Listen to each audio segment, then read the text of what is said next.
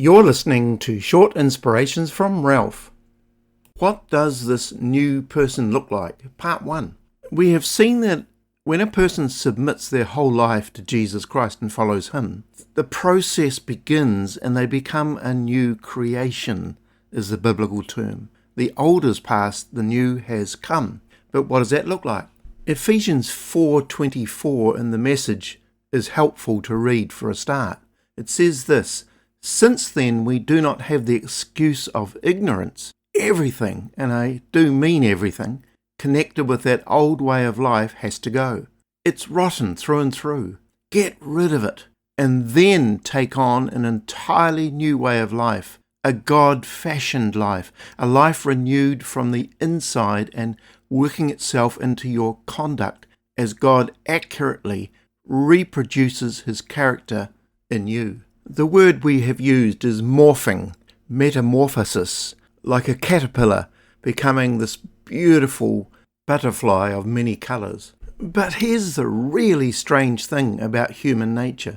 It's that we get set in our ways and we enjoy our routines and habits even if they are stopping us in our tracks from developing. Many of us just don't want to change. The shape of what we are can be comfortable, even though we don't necessarily enjoy it or like where we are or what we are.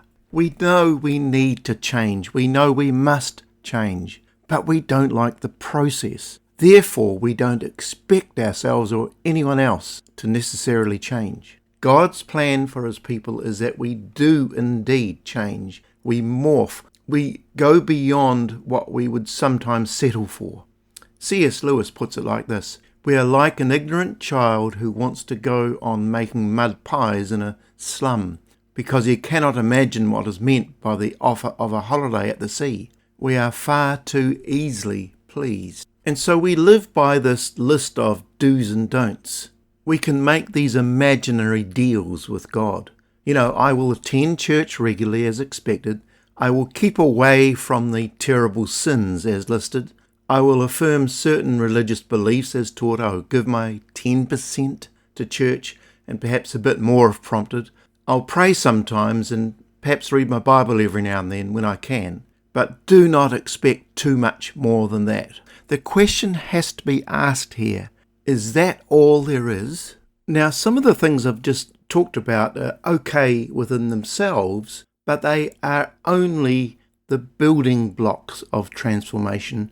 They do not in themselves bring transformation. They are only good for setting the environment. The changes that come are personal and unique, and it's found within the framework of the things that we do. It's a wee bit like the old adage, "Come to this meal and bring a plate." Now, a plate, of course, is a good thing, but it's the actual food on the plate which is the issue, no matter how well decorated the plate is. And one of the dangers of settling for less or not expecting or looking for change is to change in religious ways that we think look like transformation. And those things are empty. They are like having a form of godliness but denying the power. And as John Ortberg says, if we don't become people of greater and greater amounts of love and joy, genuine transformation, we'll look for substitute ways of distinguishing ourselves from those who are not Christians. If we don't become changed from the inside out, if we don't morph, there really isn't any food on the plate, for example, we'll be tempted to find external methods to satisfy our need to feel that we're different from those outside the faith. In other words, if we cannot be transformed, we will settle for being informed or conformed only.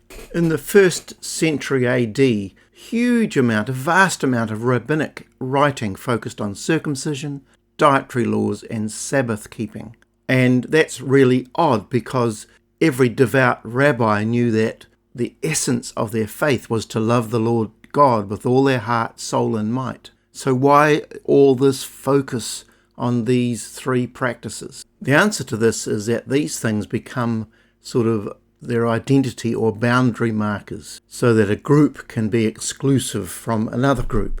We do this and you do that. High visibility, superficial practices, ways of speaking or dressing or style, whose purpose is to distinguish between those inside a group and those outside. And so religious practices without the power of God involved at all, or transformation or real change, become empty boundary markers and very unattractive religious practices. Keep listening. God bless you.